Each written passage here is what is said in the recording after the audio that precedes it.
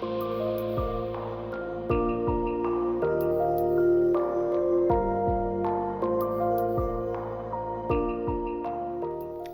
and welcome to the quarterly market update for Q1 2025. I'm Hannah Kennedy and I'm joined by Dr Scott Osborne to look ahead to everything that we could be seeing this quarter. So Scott, a little spoiler, the second question I'm going to ask is definitely going to be about Trump, so you've got that to look forward to. But before we get into that, I thought it was worth covering the basics of what is a tariff, and furthermore, what could US tariffs mean for companies and countries across the world? Yeah, okay, so obviously high-level stuff, basics of what a tariff is. It's Donald Trump's favourite word in the dictionary, as we all know, so a sort of few key pointers on it. So yeah, the basics of it are really that it's a border tax. So a tariff is just when goods hit a border between any two countries. Obviously there's customs and so on and so forth. At that point when they hit the border, then there is a tax applied, which in theory sounds pretty simple, but obviously there's all sorts of different complications that can sort of be around that. And that can be on the tax itself. So obviously, the tariff can be applied to a specific country. It can be a specific good or, line of goods. So we've just seen steel and aluminium, supposedly getting tariffed in the US again. Or it could be on everything, which was the first round of tariffs we saw. And still, as we speak today anyway, are in place on China, which is sort of 10% on anything. Absolutely everything that comes to the border from a specific country gets taxed, an additional 10% tax. The complications is basically that obviously, I'm fond of saying that companies, which are the people doing the importing, don't pay taxes. People pay taxes at some point. Tax for a company is essentially a choice. So when at the border there's a 10% increase in the cost of that good coming into the US, let's say, the company can do different things. It can either put its prices up, it could not put its prices up and it could absorb that cost itself. It could actually, kind of move its production to a different country. We saw a lot of that in Trump's first one, tariffs on China, but if we start producing our stuff in Vietnam where there are no tariffs. And then on the consumer side as well, if let's say the pass-through is completely on cost, the consumer could just not buy that good. They could continue to buy it, inflation would go up, they could substitute with another good. There's this whole myriad of possible, paths for it to go through. So the tariffs themselves are simple enough in terms of it's 10% on X or Y. The implications of that are very complicated, and that's where it starts to get, interesting. And the second part of your question there is what are the implications? Well, obviously from everything that's said, we don't really know.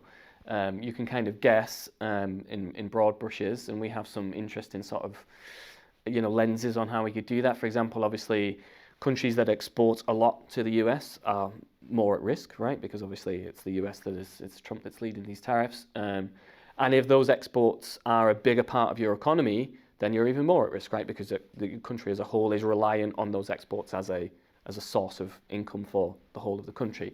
The UK, for example, doesn't export a lot of stuff to the US.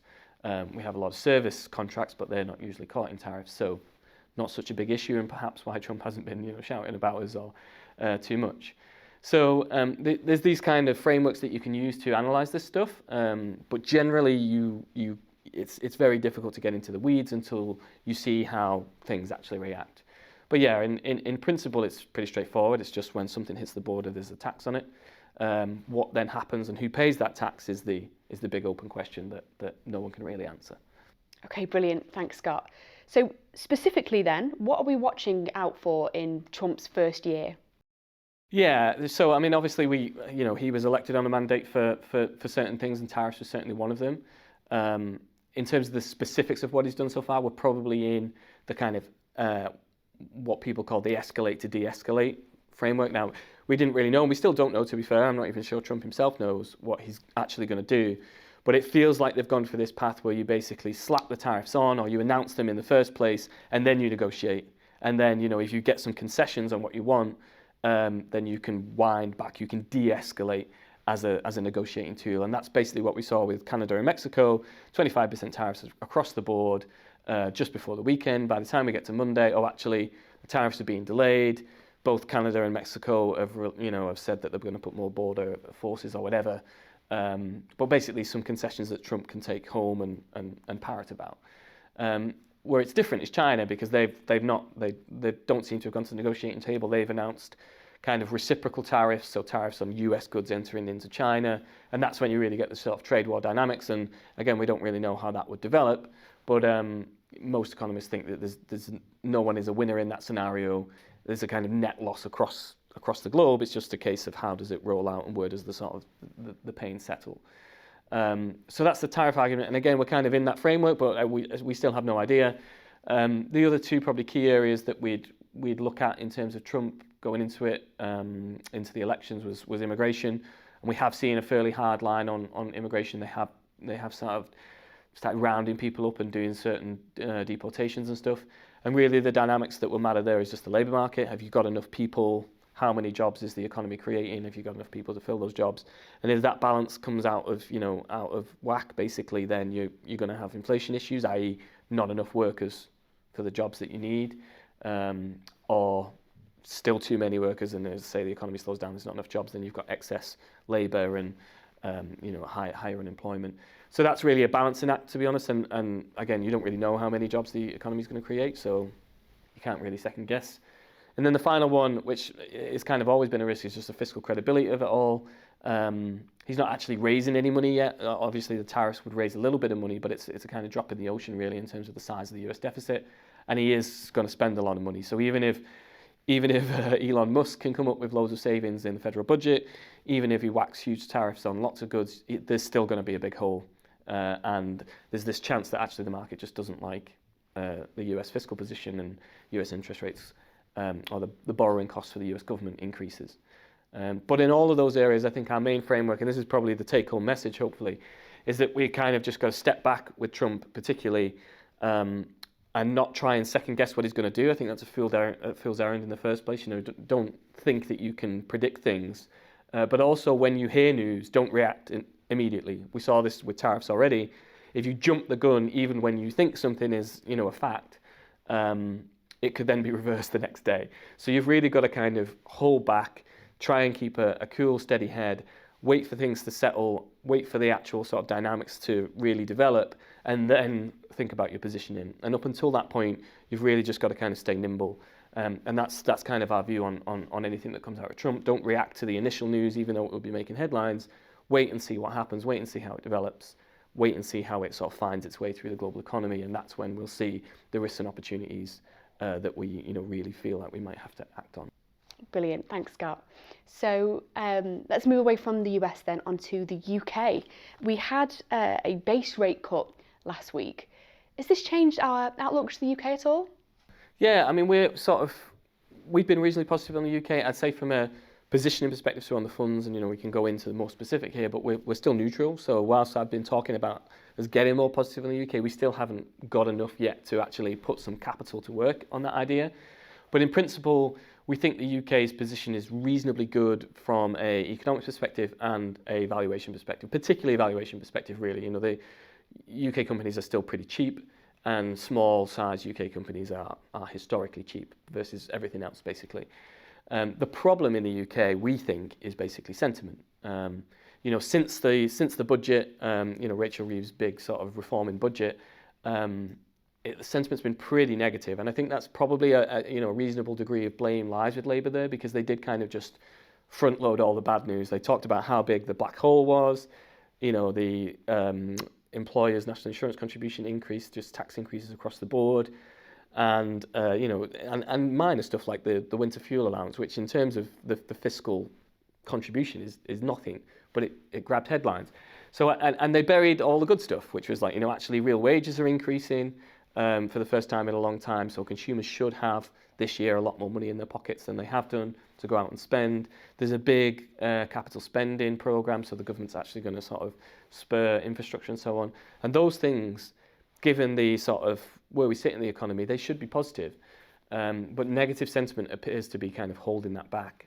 So we see this dynamic where, and it's still quite attractive on both the sort of fixed income side and the equity side, we see this dynamic whereby if sentiment can get positive and things improve, then the UK could surprise to the upside, and actually with valuations where they are, you could be in for some decent returns from the equities. But if they don't materialise, if the economy actually continues to be sluggish or even slides into recession, that's when interest rates come in, because we saw last week, at least as we speak today, the quarter point cut from the Bank of England, which was largely expected. We had 2 committee members on the 9-person committee vote for a half a percentage point cut. And our view here is that if the economy does materially slow, if we start to slide into a recession, those interest rates will come quite quickly, and we'll actually be making relatively good money on our UK government bond positions. And this is like classic portfolio diversification stuff. You can be long the equity market if it works, and you can have this bond portfolio to offset that. And if growth doesn't come through, if equities don't do well, you should be making money on your bonds. And the really nice part about the UK at the moment, whilst there's all this fiscal credibility stuff around Rachel Reeves, they at least are making a stab at, balancing the books. You go over to the US, they don't even care about that. They're just not even trying. Now, the US tends to get a free pass in that regard, but we think you've got a kind of stable government, sensible-ish policies, and at the moment we get paid nearly 5% just to own those government bonds. So even if inflation gets up to sort of 3.5%, which it could do again this year, we're still making decent returns above inflation. So we get paid to wait. We have a reasonably good hedge, we think, if growth doesn't come through in UK government bonds, and actually, if sentiment changed to the upside, we think equities could actually be a really good spot. So with all the other risks, and Trump's a big part of that, but there's other ones out there in the world, we think the UK could be a reasonably bright spot.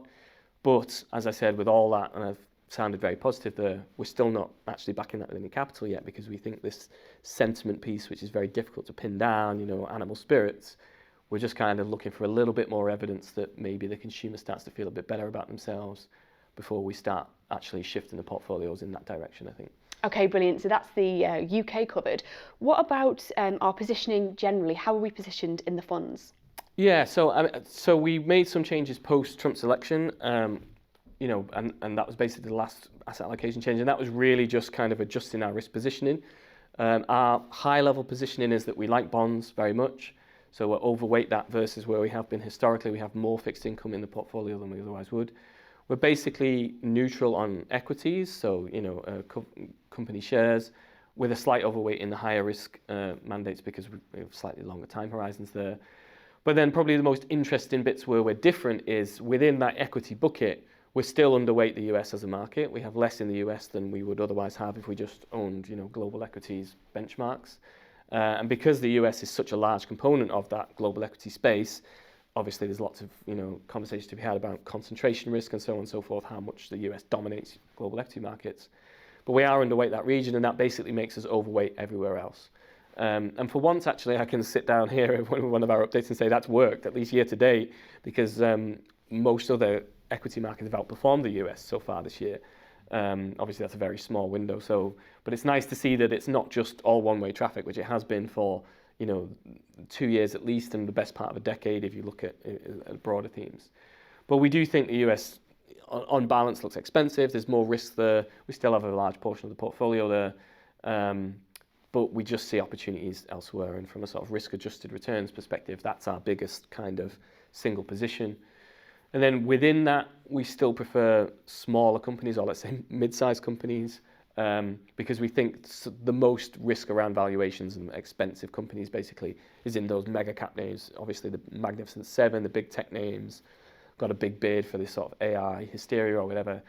And yes, that could be great or whatever, it's not like we're saying that's not going to happen, but we just think it's sensible to manage the risk around that concentration. So that's kind of our high level, and we've not really changed that at all, to be honest. We reduced the size of those underweights a little bit, so we just took a little bit more benchmark position in post-Trump, because obviously in a more uncertain world, we want to just be a little bit more careful about the size of our active positions. But generally, we still feel this way, that the rest of the world really should catch up to the US to a degree, even if things pan out really well for AI and so on and so forth. We think we're reasonably well positioned. So no big shifts really. That's still our positioning going into this year. If the US large cap names continue to do ridiculously well, then we'll probably slightly underperform in that circumstance, but I wouldn't really be worried about our total return on the portfolios there either. So we actually think we're in a reasonably good spot there. We think we've got decent hedges on the portfolio for different types of economic circumstances. Just the big risk around, we don't really know what Trump is going to do, and so we have to stay nimble and all the things I said about reacting but not overreacting, and hopefully that will see us through what will probably be a very interesting year for the markets, I think. Brilliant. Thank you for that, Scott. And thank you for watching. That's all we've got time for today. If you've got any questions about anything we've discussed, then please get in touch with your financial planner. We'll see you next time.